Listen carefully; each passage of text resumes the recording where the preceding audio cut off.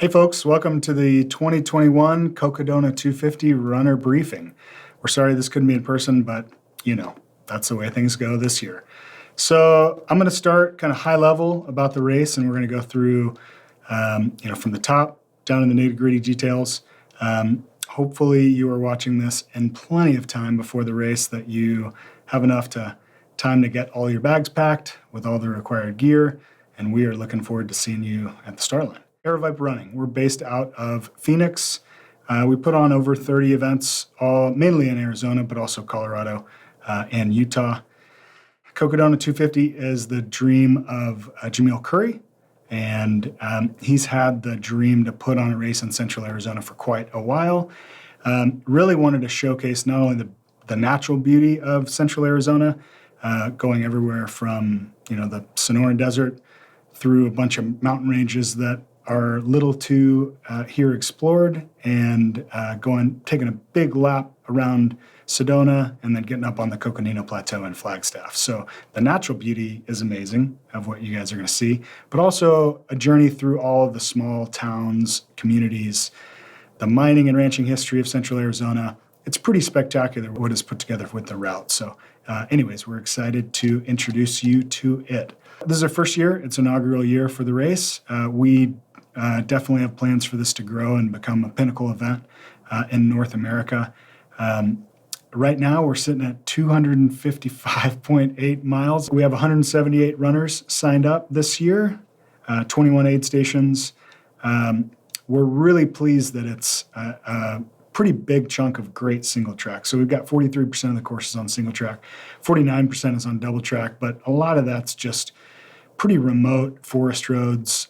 You feel like you're out there. And then we do have about 8% of the course is pavement. Again, one of the things that we wanted to showcase on this course is going through a bunch of the cool towns in Central Arizona. So it's pavement, but it's pretty cool, the journey. 125-hour cutoff, which puts you, if you just move continuously, no breaks, 2 miles an hour. So definitely doable. Cutoff time is 10:50 a.m. on Saturday, May the 8th, and our time zone is Pacific. I know that's pretty confusing a lot of times, but Arizona doesn't like daylight savings time. So right now, we're Pacific time. Shuttles. Not many of you have purchased shuttles. There was a big calling for us to run shuttles from Flagstaff down to the start before the race. And then vice versa, after you finish, have a shuttle from Flagstaff back down to the start where we were, where we have parking for the entire week.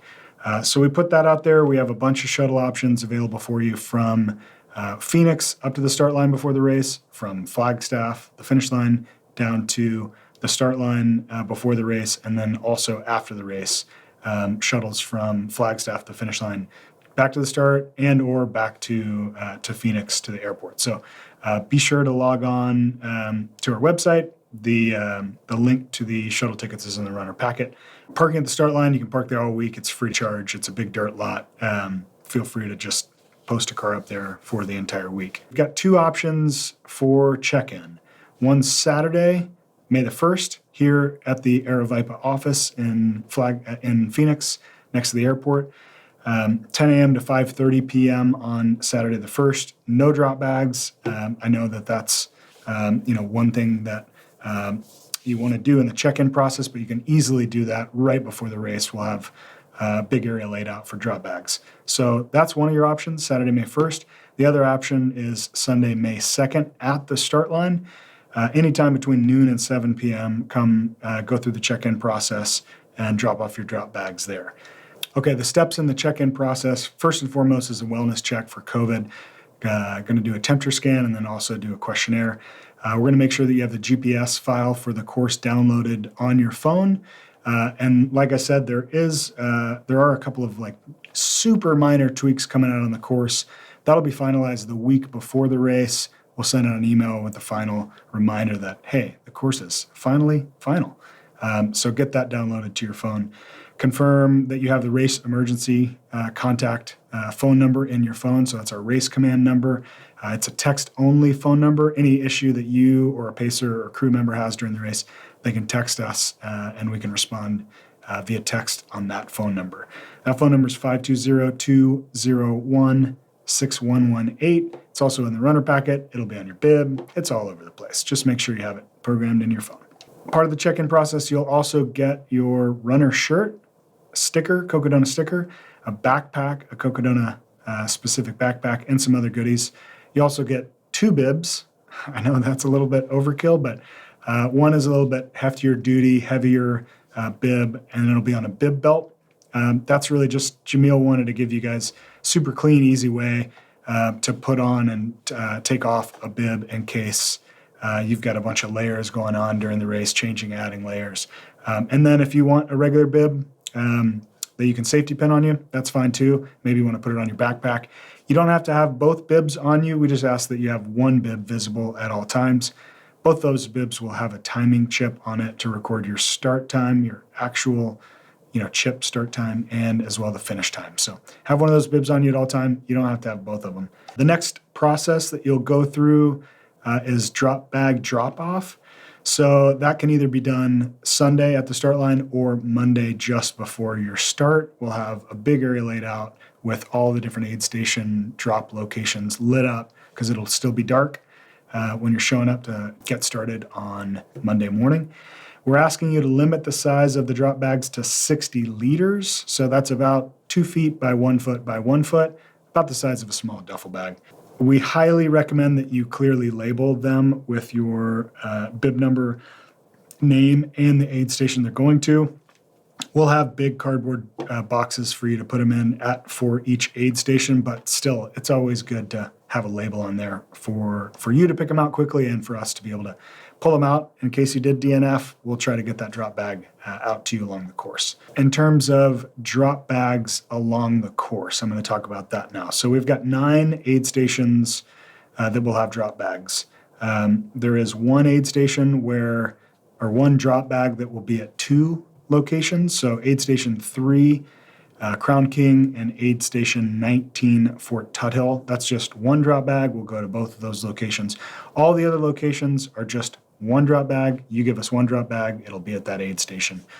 There's a list of the aid stations with drop bags in the runner packet and also on the website.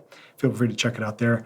We're going to do our best to keep those out of the weather, and it doesn't rain often here in Arizona, but just in case it does, you may want to, if the forecast is looking like rain, you may want to put your stuff in a plastic liner, a garbage bag inside of your drop bag, because those drop bags will be exposed to the weather during the race.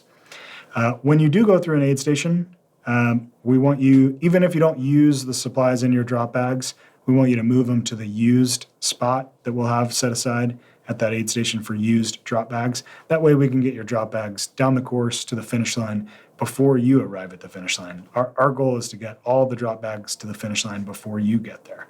And like I said about DNFs, I hardly don't want to say it because I don't want to jinx things, but if you are one of the folks that have an unlucky race and have to DNF, we're going to do everything we can to get those drop bags pulled out for you and taken to wherever you are. The start line, the finish line, reunited with your crew, that sort of thing.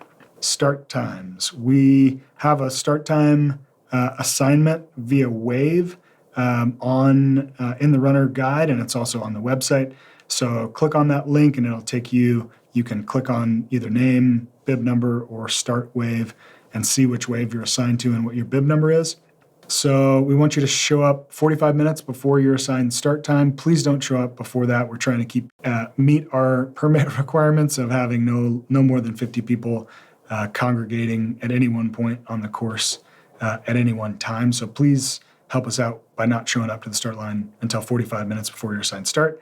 We're going to have you go really quickly through the process just before your start there'll be plenty of portable toilets. You can drop off your drop bags.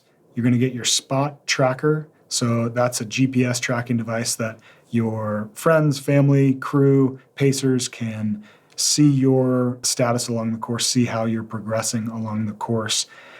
We really want you to get that spot tracker up on your shoulder. It transmits the best up on your shoulder. So if you're wearing a pack, just put it on that pack shoulder strap. That's the best way for it to transmit. If you put it in your pack, if it's down lower, it's not going to transmit as well, and it'll show a ping every once in a while, and then it'll just stay stationary for a long time before it picks up again. So get it up on the shoulder. So yeah, you're going to get that spot tracker, and then we're going to do a 3-liter capacity check. So confirm that you can hold up to at least 3 liters of water before you start.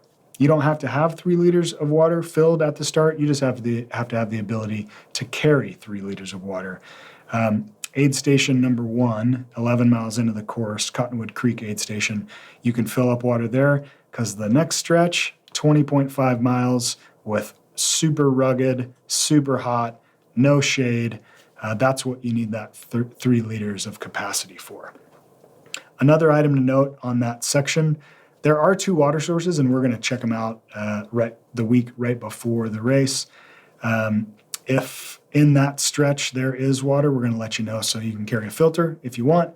We're still going to require you to carry 3 liters of water from the start, or 3 liters capacity from the start. Start waves are every 10 minutes, starting at 5 a.m. all the way through 5:50 a.m. It's about 30 runners per wave. Sunrise, official sunrise, is 5:37 a.m. on May the 3rd. So there should be plenty of light out. Don't think you'll need a headlamp. And if you do, it's just for the first couple of minutes of that first start wave.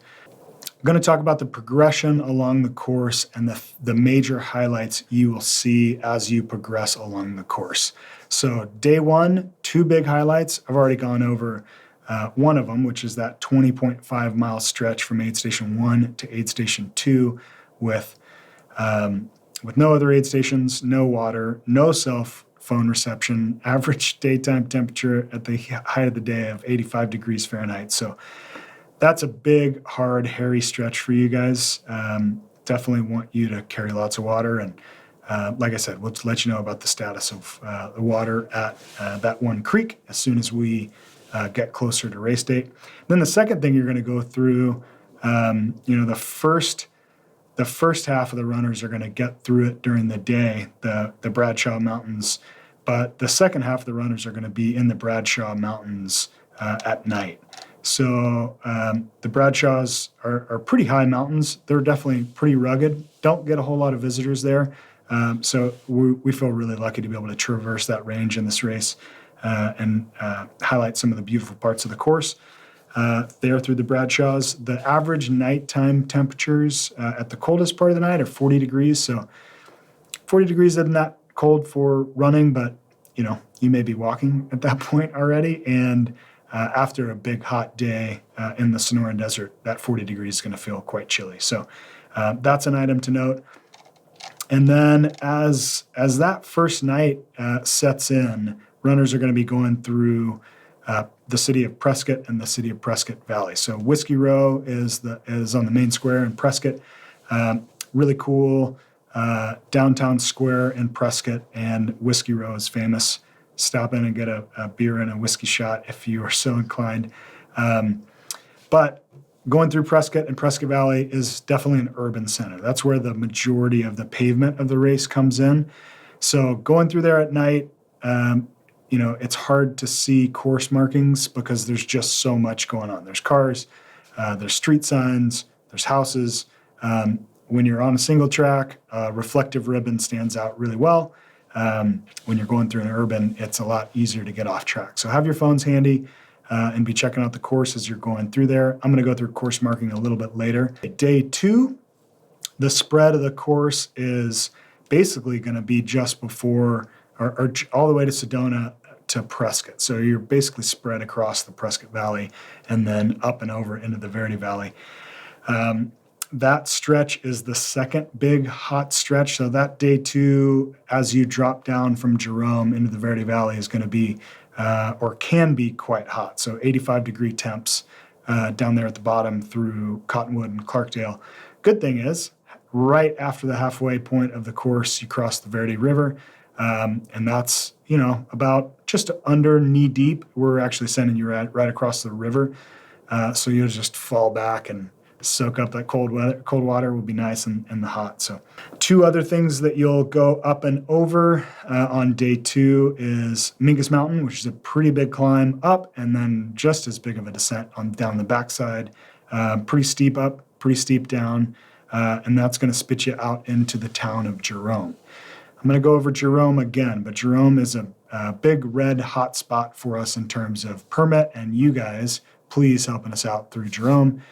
Basically, the permit is tenuous through Jerome for our future based upon how you, the runners, act as you proceed through town. So you're going to be passing through starting in the day on Tuesday and then all through the night Tuesday night. And we're just asking you to do everything you can to be super quiet in Jerome. Crews and pacers, don't pull over in any residential area. Just go straight to the Jerome Historic State Park aid station. Basically, if you're like, should I not do this? Don't do it. And then the next part, the first runners on day 2, Tuesday, they'll be passing through Sedona during the day on Tuesday. Man, you guys are in for such a treat. The big red rock walls of Sedona and this huge 35-mile loop that we do gives us views all the way across Sedona. Okay, going into night 2. So we'll have runners spread out about 120 miles from the lead runners to the end of the pack. We'll have runners just approaching into the city limits of Flagstaff by night 2, and then spread all the way back down off the Coconino Plateau through Sedona, the Verde Valley, and to Mingus. So you guys are going to be way spread out. Some items that I wanted to note are going up and over Mingus that second night for you runners at the back of the pack can be really cold up there. And then anybody up on the Coconino Plateau for the rest of the race, it's cold. So if you're in the lead of the pack, first third, it can be down to this time of year 37 degrees. So upper 30s on the Coconino Plateau. That's basically aid station 17 and on. Gets quite cold at night. Day 3, we expect our first finishers sometime around 5 p.m., although it's a brand new race. It's a rugged race, and nobody has raced this course yet. We've had a few runners get out there and do the whole course strung together over a few days. I've been on the course all in one shot, but nobody has put the hammer down and tried to get out there and really race the course. So we're not really sure exactly the timing. Best estimates are 5 p.m. first finisher on Wednesday. Let's see if somebody's going to beat it. So that day 3, we'll have runners from Sedona all the way to the finishing. Big climb out of the Sedona Valley to get up and over to the Coconino Plateau. It's really quite a tough climb from aid stations 16 to 17. So take your time up through that climb and then enjoy the colder temps up on the Coconino Plateau. Night 3 and 4, I definitely want to stress runners at the back of the pack. You guys need to prepare for cold. You're going to be running slow. You're going to be walking. You may be wanting to take a trail nap. 35 degrees is the average low that you'll experience just up on the plateau, not even up on the high parts. Mount Eldon, the wind is always whipping up there, and the average low is 25 degrees. So you're going to want to get up and over Eldon as quickly as you can and be prepared for cold, especially if you're moving slow at the back of the pack that night 4 and 5. Okay, I'm going to talk about required gear for you runners now. Definitely a face mask is a requirement. Face mask or a neck gaiter is totally fine if you want to pull that up and over your face. But anytime you're in close proximity to another runner, and definitely at an aid station, you need to have a mask on. That's a requirement of the race. Another requirement is carrying a cell phone and a GPS-enabled device. Most people will just make that one and the same. So a GPS device with the course file downloaded to it. Like I said, cell phone's the easiest way to do that. Headlamp, please be prepared to charge or have extra batteries for that headlamp. Space blanket is a requirement. Like I said, there are some spots on the course where it's really cold, and if you have a twisted ankle and it's 25 degrees up on Mount Eldon and you're not moving, that could have dire consequences. So space blanket's a requirement. Whistles requirement, extra food, so 400 extra calories, more than what you think that you will need for the section at hand, as well as electrolytes. Definitely gets hot out there, you're gonna need electrolytes. A cup, we have some great collapsible cups that we sell through our merchandise. We're happy to have that for you in your packet when you go through packet pickup if you buy it in advance. Cupless is for cold drinks during the race. We're doing our best to minimize our impact on the earth, so help us out by having a cup for the aid stations. The hot drinks, we'll have a hot cup for you. So if you need coffee or broth, we got you covered there. And then the other requirement is bibs. So we're going to give you 2 bibs, have that a bib visible at all times on your person. So those are the items that you should have in your runner pack, or if you run with a cool fanny pack, then all those items should be on there. These items are only required at specific locations along the course, and not necessarily. It depends on the temperature and the time of day you pass through. You guys are adults. You should be able to look at the course, see what your race plan, and look at the weather. There is a section of weather in the runner guide. Check that out. Basically, the high points of the course are cold, the low points are hot. But the additional items that we're going to require at certain points of time during the race are hydration, definitely at the start. You need the 3-liter capacity at the start when you leave the start line. Warm weather gear, so gloves, warm hat, long sleeve, insulatory upper layer, and a waterproof jacket with hood. Those are temperature dependent. So there are locations where we likely will be checking based on what time of day you're coming through there. A list of those locations is in the runner guide, but I'll also go through them right now. Aid Station 3, Crown King, if you're coming through there, and it's nighttime or just before nighttime, and it doesn't look like you're going to get down out of the Bradshaws before it gets really cold, we're going to make sure you have that gear. Going up and over Mingus, so at Fane Ranch, aid station number 9, we're going to check if it's really cold at night and you're about to go up and over at nighttime, we're going to make sure you have it there.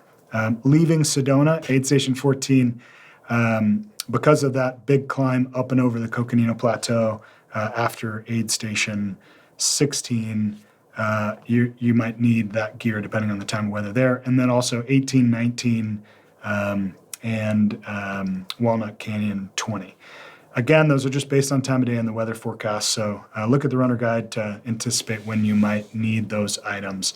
All those locations where we're going to be checking for required gear are locations where both pacer crew access is available and drop bags are available. So you really have no excuse. We don't want to enforce it just to enforce it. We want to make sure you guys are safe. All right, let's talk about course file on your GPS-enabled device, most likely your phone. So we are going to be checking for that you have the course file downloaded and a mapping app on your phone when you check in. So most people will use Gaia. Guru Maps Pro is what I use. I love that. Trailforks, All Trails, those work as well. There are some instructions on the website and the runner guide on how to get those downloaded to your phone. Highly recommend you put your phone in airplane mode. That way you should be able to navigate from hopefully as long as you're going to be out there between sleeps with good battery life. Keeping that battery tucked close to your skin is a good idea if it gets really cold. That'll save the battery life. Charging of electronics. So in the runner guide is a list of locations where we will have charging stations. So check that out. And then also great to have a spare battery bank to carry that with you, as well as charging cords. Electrical plugs will be available at the following aid stations. Aid Station 6, Wamatachik. Always a hard one for me to say. Aid Station 7, Whiskey Row. 10, Mingus Mountain. Aid Station 14 in Sedona, St. John Vianney. And Aid Station 19, Fort Tuthill. Those are the only aid stations that will have plugs available for you. Again, crew pacer vehicles are a great way to charge, and then having a spare battery bank is a great idea as well. Okay, in addition to the required gear on the course, we have some recommended gear that we think is a great idea for you to carry with you or to have available via pacers and crew or drop bags. There's a full list of those in the runner guide. I'm going to go through what I think are the top items right now. Socks. So sock changes are key as well as a wet wipe down of your feet. I recommend every 20 to 30 miles, but really you can't do it often enough. Foot care is huge for you in this distance of a race. If you haven't done a race of this distance, foot care is probably the most important thing other than hydration and food. Toilet paper in a Ziploc bag, because it's going to happen. Sun hat, like I said, the sun out here is pretty intense and it's going to get hot. Sunglasses and sunscreen kind of go without saying. Earplugs for those sleep stations are going to make a big difference whether you get a few minutes of not very good sleep or just zonk out for 45 minutes or an hour. And then foot care supplies. Whatever it is that you use, great idea to have some foot care supplies. Foot care is your responsibility as a runner, not our medics at the aid stations. They're there to deal with major medical issues. If they're not dealing with something, they're going to help you with your feet. But we want you to be responsible for your own feet. Charging cord, battery packs, spare batteries, and then I always run in the desert with just a cheap little plastic comb. Teddy bear choya can be pretty painful. If you're not familiar with running in the desert, look up teddy bear choya. They can jump right up and stick in your leg, and you don't want to reach down and grab them because then you got your hand stuck to the teddy bear choya as well. 2 rocks work as well, but a comb, man, it just pops right off. In addition to the change of socks and wet wipes that I recommend to take care of your feet, I also recommend gaiters. So substantial portion of this course goes through the desert, and there is sand in the desert. Gaiters help a lot with that. So, okay, let's talk about signage. So 90% of the course is going to be marked with 2 things. So pin flag with a reflective and a polka dot orange flagging tape with a reflective as well. That's 90% of what you'll see out there on the course. The other things that you will see is this is wrong way. So the blue and white checkered flag, if you're going along the course and you see blue and white checkered flag, that means that you have gone the wrong direction. Turn around. We'll also have some, but I would say a lot less, of arrow signs and wrong way signs. These will be on little landscaping stakes. These aren't Cocodona signs. I haven't printed them yet, but do look for arrow signs. But like I said, maybe 10% of the course will have these. The rest will be primarily marked with these as wrong way and these as you're going the correct way. Okay, now this is a little miniature version of a new item that we're trying at Aravaipa. This, as you can see, it's about the size of a hand, but the ones that we're going to use on the course are 2 feet tall by 1 foot wide, so a fairly good size marker. This is a road sticker. We're going to have these anywhere it's pavement on the course and you're navigating the course on pavement. We'll have the big road stickers, so if you're on pavement, be looking down. We're also going to try to have the pin flags and such, but it seems like course signage gets moved in towns, and it also seems like there's so much going on that you lose track. So we thought, let's just try these out. There'll be arrow signs and wrong way signs for these road stickers. In terms of marking the course, we're going to mark intersections really well with the flagging tape, the wrong way flagging tape, and probably an arrow at major turns. But the rest of the course is not going to be overly marked.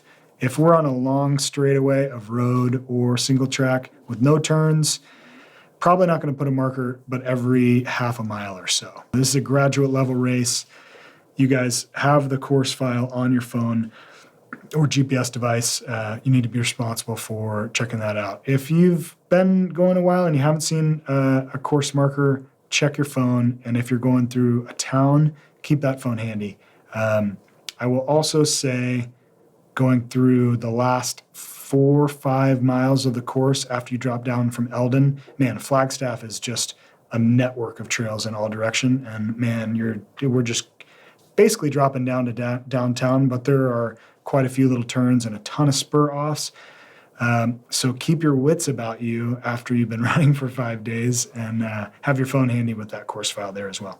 If you do happen to find yourself off course, just return to the course the way that you believe you got off course. Once you're back on the course, just continue. That happens. Don't cut the course by going back, and cutting a section. You need to go back to the point in the course where you left the course and continue from there. If you do cut the course, that's grounds for automatic DQ. So yeah, and we do have the GPS track from your spot tracker on you. We don't want to be doing that. Just if you find yourself off course, get back onto the course as quickly as you can. There are a number of gates, so backcountry gates on this course. Some of them are the nice, easy, just push open, they spring back close gates. I wish I could tell you that all of the gates were that way. There are a few gates that are pain in the butt barbed wire gates. So the trick on those, if you're not from the West, you take the post, you put the post in the bottom loop and scoot that loop up as high as you can, and then you push that post until that top latches. Like I said, they're a pain in the butt, but there's definitely quite a few of them out there. So you're going to get your practice. You're going to be running on roads with some traffic. Most of the paved roads that you're on, they're sidewalks or big shoulders or bike lanes. There are quite a few dirt roads where there will be some traffic, not a whole lot. Some ATV, some vehicle traffic. Stay on the left, so you're facing traffic. That's where we're going to put the course markings, is on the left side. There are a couple times where we're going to have you go over to the right side if there's a sidewalk, but for the most part, you're on the left facing oncoming traffic. Okay, let's talk about wildlife, one of my favorite subjects. There are black bears out on the course, Bradshaw Mountains, in and around Sedona, maybe not in Sedona, around Sedona, and definitely up on the Coconino Plateau. In this part of the country, black bears are very scared of you. If they hear you, they're going to take off. So just make a little bit of noise. Elk. There are a lot of elk, especially around Fort Tuthill. There's nothing to worry about with elks. I think you're really lucky if you see elk out on the course. Javelina. So down in the desert, especially in and around the Bradshaw Mountains, there are substantial numbers of javelinas. They're usually in a pack of a few. They grunt, kind of like a pig, what you would expect to grunt, and they have terrible eyesight. So you're probably going to scare them, and they'll scare you if you come across them. But they don't want anything to do with you. They'll get out of there. Rattlesnakes. Please don't run with 2 headphones in, because this is definitely rattlesnake country. The snakes are already out because it seems like once it hits 95 degrees, the rattlesnakes are out. I've seen a bunch out on the course, so they're out there. If you're going to run with headphones, just put one in. We want you to be able to hear the rattlesnake. The rattlesnake doesn't want to bite you. It rattles because it wants to alert you that it's there. So if you hear a rattle, stop, look at where it is, give it some time and space. Cougars. There are mountain lions on the course. With a cougar, stay calm. Hopefully you have your headlight on, shine that headlight in its face, and wait for another runner to come upon you so you guys can progress on the course together. Face them, never turn your back on them, never run away from them. Okay, have I scared you enough yet? You actually should be really lucky. You should count yourself really lucky if you see a mountain lion on the course. It's extremely rare to see them, not so rare for them to see you. But if you do get the opportunity to see a mountain lion, they're beautiful, and consider yourself lucky. Aid station information and the aid station spreadsheet that's at the end of the runner guide. It's also on the website. I'm going to talk through that. There's a chock full of information there. So estimated first runner time along the course is just that. It's the estimated time that I would put the first runner through the course. The cutoff times, again, we've been quite lenient on the cutoff times, we feel. So those cutoff times are only at crew access aid stations. First runner section times and last runner section times. I had a few questions on this. This is basically the time it'll take that lead runner to do that section, including aid station stops. So go from one aid station to the next aid station, averaged in with the stopping time or sleep time at aid stations. And then the last runner section time through that section as well. So for example, to go from the start to Cottonwood Creek, the first aid station, we expect 1 hour and 28 minutes for the first runner, 4 hours and 26 minutes for the last runners. I would gauge your estimate on that if you don't already have a timeline established for yourself. If you're a middle of the packer, put it right smack dab in the middle of those times. Crew access aid stations. So predominantly very crew and pacer accessible course. The first part of the course is not. The Bradshaw Mountains are pretty rugged and hard to get around. First aid station where you can have crew, no pacer start, but crew is aid station 3 up at Crown King. And then after that, aid station 6 at Camp Wamatachik. Pretty much from aid station 6 on to the end of the course, you can have crew and pacer access. There are a couple of locations, 3 aid stations to be exact, where we don't have crew access. That's either because the road is too rough to get there, you're going to be on the runner's course, or it's just a tiny little aid station, or all 3 combined. But pretty high access for crew and pacers on this course. Most of the aid stations are accessible by passenger car. There's a great post on the Cocodona 250 runner Facebook page. Go check that out. Cocodona 250 runner Facebook group has some great information about navigating to the aid stations. You can also use the spreadsheet that's there in the runner guide and on the website. Has the address, the coordinates, and directions to the aid stations. For the most part, you can just type in the address or the coordinates and it'll take you right there. Also look at the directions though, because there's a couple of spots where you need a little bit of clarification on the best way to get to the aid station, or I want you to go a specific way to keep our runners safe or to obey a permit. So be sure to check those out. Runners cannot receive aid outside of aid stations. So I'm talking about aid from pacer, aid from crew, aid from the general public.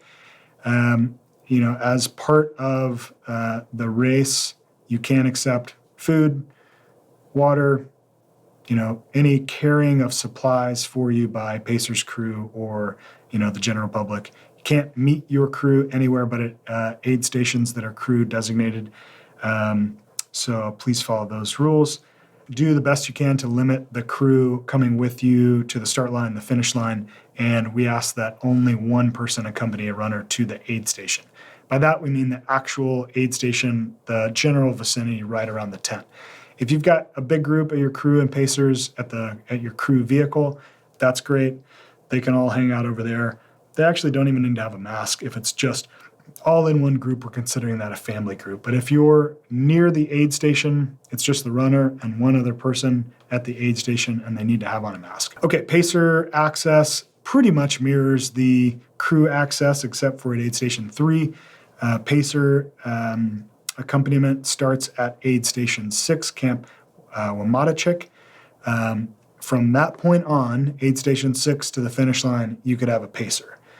There are a couple of aid stations where you can't switch out pacers because there's no crew access. You can't take a vehicle to those aid stations. So from aid station 6 on, any place that there is pacer access, you can switch out a pacer. Technically, you can't switch out a pacer anywhere on the course, but at a pacer access aid station. Pacers do need to sign a waiver and wear a pacer bib. So that can be done at the aid station where they're just about to start running from. The aid station will have waivers for them to sign and a bib where they can pick it up along with safety pins. So we do need to have the pacers wear the bib. On that bib, same with the runner bib, there's a phone number. That phone number is a text-only phone number. Any problem on the course, let us know. We're going to be pretty busy, so if you're having a great time, we can wait to hear about it. But any issue at all, feel free to let us know. We'll take care of it. No muling, I've talked about that. That's no carrying of gear for the runner. And one pacer at a time. You can have multiple pacers at one time. You can have multiple pacers spread throughout the race, but only one at a time. And pacers only on foot, no bicycles, even in a pavement section. And it's probably good to note too, if your crew does see you out on the course on a pavement section, crew still needs to follow the traffic laws, so don't go at the runner's speed. They need to follow the speed limit. especially through Jerome. Please don't park anywhere but at the aid station in Jerome. Don't wait for your runner in the residential areas. Don't be cheering on runners in residential area in Jerome. Just go straight to the aid station. So aid station 11 in Jerome is the Jerome Historic State Park. Just go straight to aid station 11. And then after your runner leaves, go straight to aid station number 12, Dead Horse State Park. Let's just pass through Jerome as quietly as possible. Jerome is a really great place to take a tour of a ghost hotel, to take a tour of the old mines that are there, to walk around town, to grab a beer. However, Jerome has asked us not to do any of those items. They want us to pass through, go straight to the aid station, and then leave Jerome directly afterwards. So we're going to do our best to abide by that request. So as much as I want to tell you to patronize different establishments in Jerome, they've asked us not to do so. So let's try to work with them on that. Another request from Jerome, the town of Jerome, is no video and no pictures. I could go through the list of items that we're not allowed to take video or pictures of, but it's easier just to say, within the town of Jerome, don't take any pictures of buildings, mines, streets, roads, anything that's in Jerome. If you're looking out across the valley, great. Basically, they don't want any pictures or video posted of Jerome. If you did make a post and the town of Jerome saw the post and denied our permit because of it, we would ban you from Aravaipa races for life. I don't want to do that at all. Aravaipa does not want to do that, but it gives you a little bit of a seriousness that this is a point in the race we don't want our permits to fail in the future, and they've been very clear with what they don't want to happen in their town. Okay, sleep. If you're not going to be running or walking, maybe you're sleeping. We have 7 sleep stations at the race. 2 of those are indoor bunk rooms that are heated inside. 3 of them are indoor cot areas that are heated, and 2 of them are outdoor tent stations that are not heated. It's a tent with a cot in it. So let's talk a little bit more about sleeping. We're going to have your cot or tent sleeping area spaced 6 feet from another runner to try to maintain COVID spacing. We also ask that you sleep with a mask on. That's part of our rules. I know that's kind of a bummer, but you already have in earplugs and a face mask, so why not, or eye mask, why not go with a face mask? Okay, I'm going to talk about the actual sleep stations. So Aid Station 6, Camp Wamatachik we have a few different bunk houses. We're all going to put you on the bottom level of a bunk, and it's alternating bunks, so every other bunk. So you'll have 6 foot spacing. You're all going to be on the bottom floor. It's just going to be a mattress. If you're fine with just sleeping on a mattress with clothes on, great. If you want a sheet or a sleeping bag liner, it's not a bad idea. We are going to clean the mattress with a disinfectant and spray in between each runner's sleep. But it's an indoor heated space, so you don't need a full-on sleeping bag. You're welcome to have a sleeping bag if you want, especially if you have crew. That is a crew access aid station. Aid station number 7, Whiskey Row, is going to be just a big indoor room. There's actually 2 big indoor rooms where we're going to place cots. They're all going to be spread out, so you have plenty of room, but it is a heated space. Again, you don't need a sleeping bag. Aid Station 10, Mingus Mountain, will be very similar to Aid Station 6. It's a camp. We're going to have multiple bunk houses, and we're going to have them just on the bottom and every other bunk. So you're going to be on the bottom and separated by six feet. Again, it's heated, so you don't need a sleeping bag. Dead Horse Ranch State Park is Aid Station 12. That is outdoor tent cots. That is a location that could be cold. It's in the Verde Valley, so it's the hottest part of the course, but it can still get quite chilly at night, down into the mid-50s.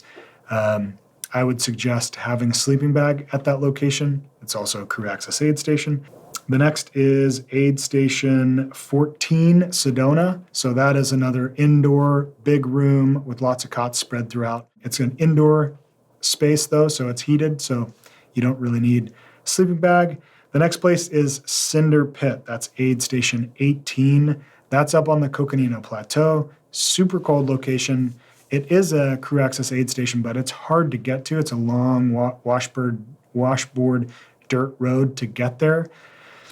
So pick your poison if you want, but you're definitely going to need a sleeping bag if you're sleeping there at night. It's going to be in the 30s at the low up there, and those are outdoor inside a tent with a cot in it. Aid station 19, Fort Tuthill, big indoor space, cots in there.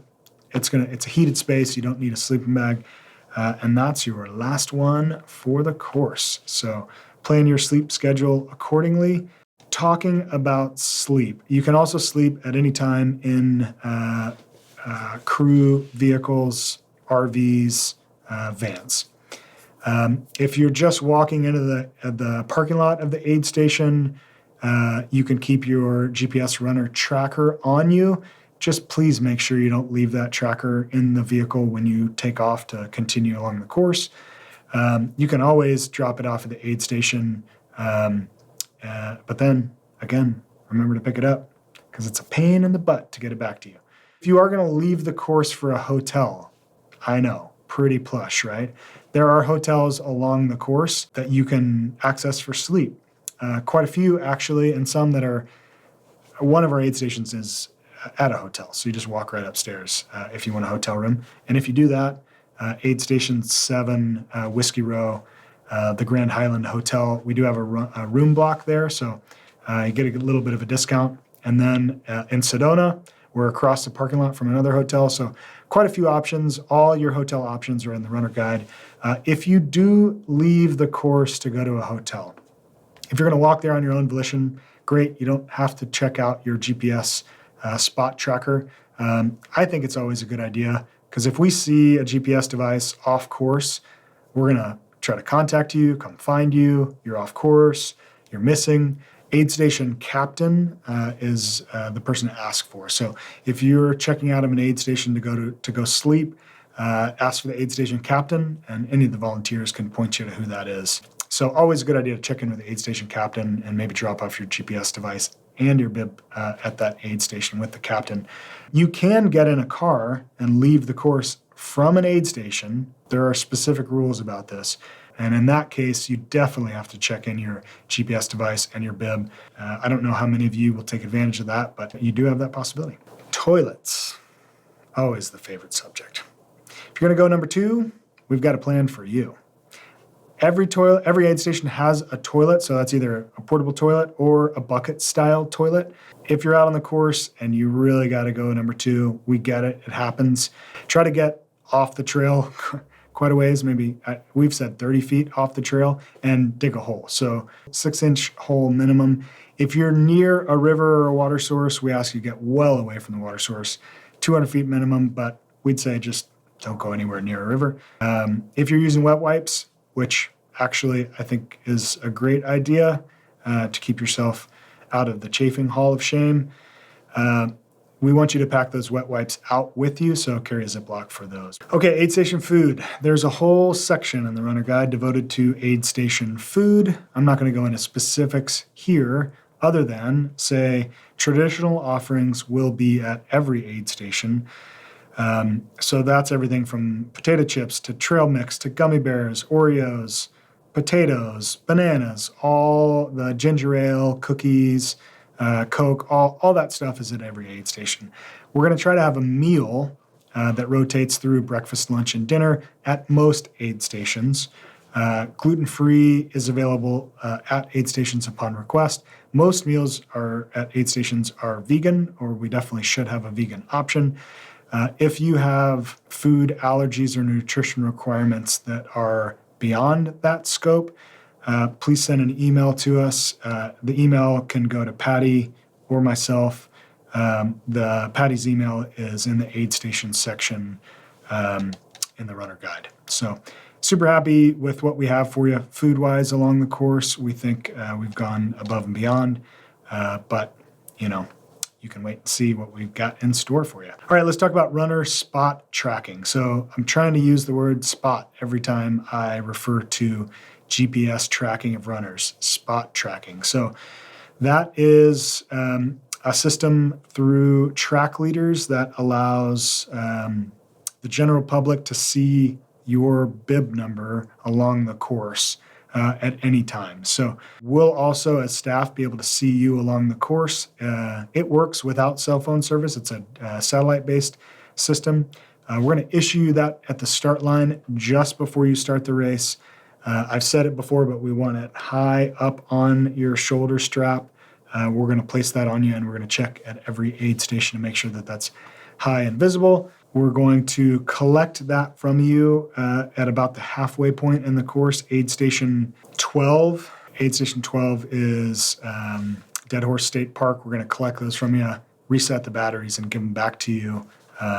So we'll see you as you're checking into the aid station to do that, and then we're going to collect them from you at the finish. Please do as good of a job as you can, keeping that GPS spot tracker on you at all times. We don't want it to end up in a pacer car or in a drop bag, so please do as good of a job as you can on that. So we'll provide a link for this runner tracking website. It'll be on our Cocodona website. In addition to the spot runner trackers, we'll also have live streaming race coverage of the race. We feel at Aravaipa we push the industry in race coverage and videos in general. The inaugural Cocodona 250 will be live streamed on our Aravaipa Running YouTube channel and Facebook channels. It's going to have in-studio commentary, on-course commentary, drone aerial footage, on-course filming. We've set a high bar for ourselves. We'll see if we live up to it, but we're excited to push the sport of trail running in the United States. And this is one way we're doing it. So if you see videographers or photo crew out there with drones or capturing shots, please know that they're supposed to be out there. And that live tracking is different than the spot trackers. Those are kind of two different things, both pretty cool things for the race. Okay, nobody wants to think about DNFing, but it does happen. The average on this distance race is about 20% DNF rate.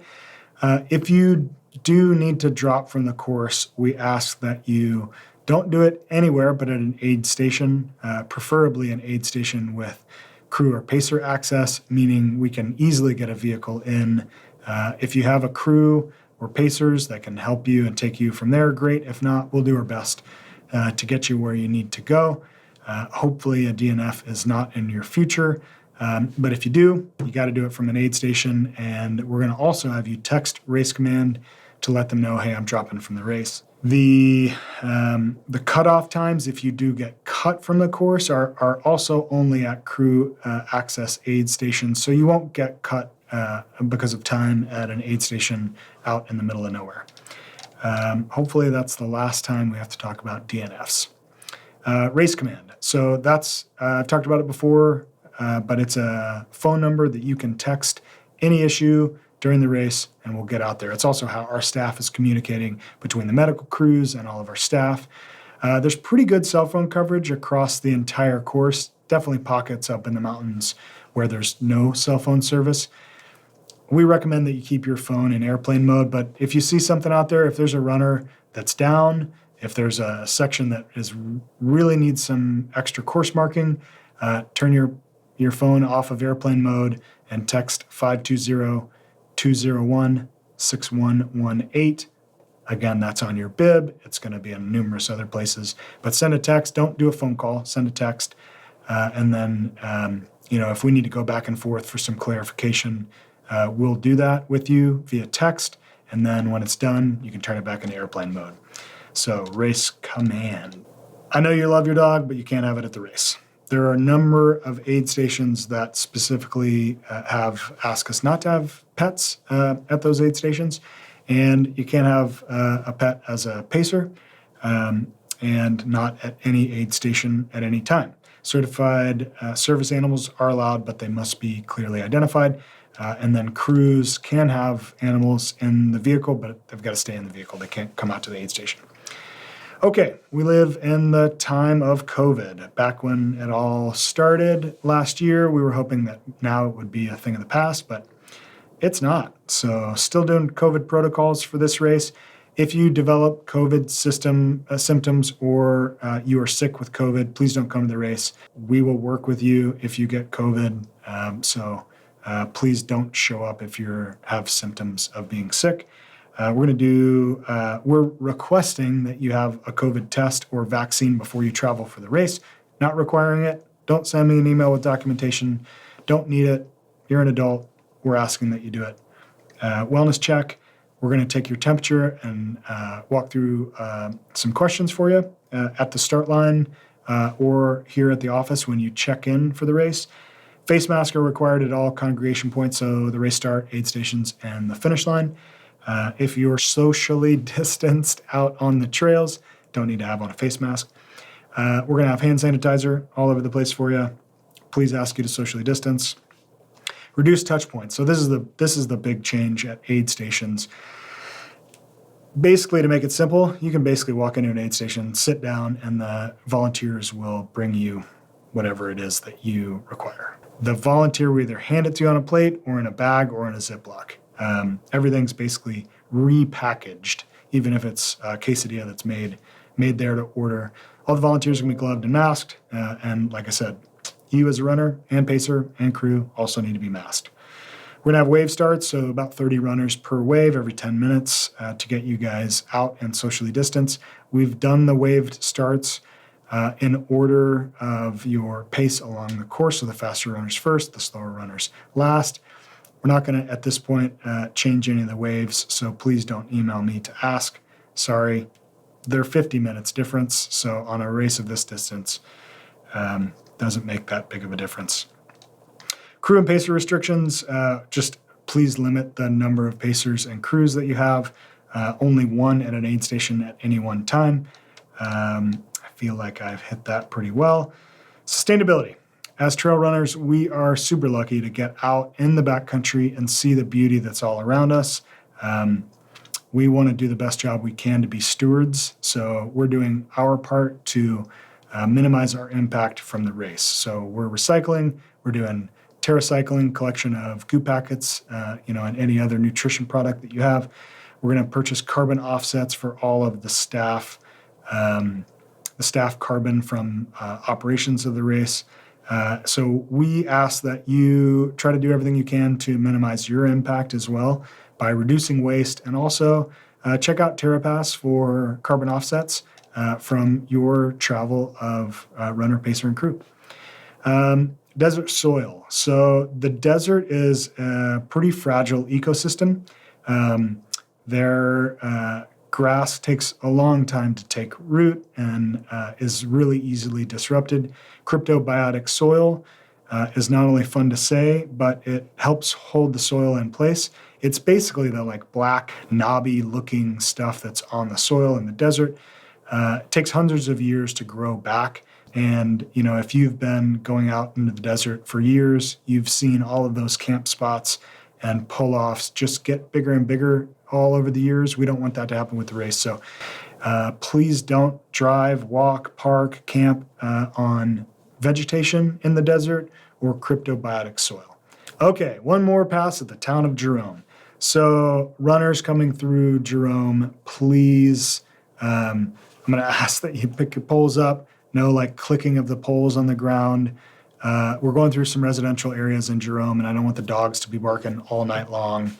We're not going to be able to get a permit if that's the case. So just please be as quiet as you can passing through Jerome. Don't be shining your headlamp at the front doors of homes. Just be as considerate and as quiet as you possibly can. And the midpoint of the course, aid station 11 in Jerome. Okay, some other stuff. Runner shirts. Yes, you're going to get a runner shirt. You're going to get it at the check-in.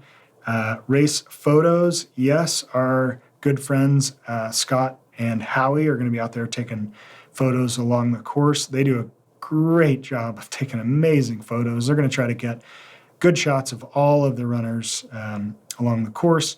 about a week after the race, we're going to send you a link and you can purchase directly from them those photos. Buckles. We will have pretty awesome buckles. It's made from copper right here in Arizona, from handcrafted also right here in Arizona. Any runner that finishes within the 125-hour cutoff time, that's from the time you start. So if you start at 5 a.m., 10 a.m. on Saturday is your cutoff. You start at 5:50 a.m., 10:50 a.m. is your cutoff on Saturday to get that buckle. Awards for the top 3 female, top 3 male, and the DFL will be going out. We'll have merchandise for sale. We'll send that out in an email to you guys. It's Cocodona specific and Aravaipa general merchandise. If you purchase in advance and note that it's for the Cocodona race, we'll have it for you at packet pickup. And then you can feel free to purchase it after the race and we'll ship it out to you as well.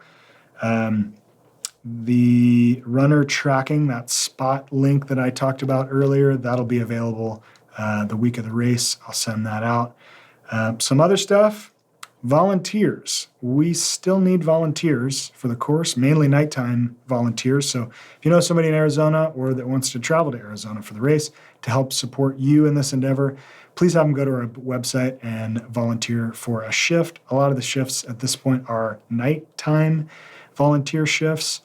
Cool thing is, nighttime volunteers get some pretty swanky nighttime Cocodona socks as a little added bonus. Volunteers also get a shirt and a $10 per hour credit to run Aravaipa races, which that's pretty cool. I feel pretty proud about that. Those $10 per hour Aravaipa credits that obviously you're not going to be the one volunteering because you're signed up to run, and you're but those are transferable. So you got a mom, a brother, a sister, a friend, somebody that you just met, convince them to volunteer for you. Any issues out there on the course, if there's an injured runner that you come across as you're running, if there's some course marking that we need to get out and fix, if there's somebody harassing you along the course, anything that you observe, we do want to respond to. Text the race command number. That phone number is text only, no calls.